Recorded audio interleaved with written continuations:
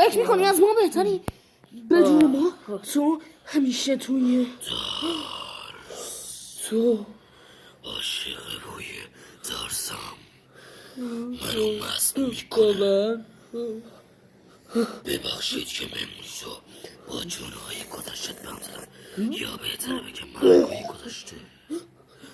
من شخصا همشون رو به چشم دیدم، تمام اون مرگای بیهوده، ولی تو حتی متوجه من نشدی، چون گربه چکمه پوش توی روی مرگ میخنده مگه نه؟ ولی الان نمیخندی. تو جایزه بگیر نیستی، تو مرگم و منظورم به ساره ای از تشبیه شاعرانی و فرضی و اطفال با کلاس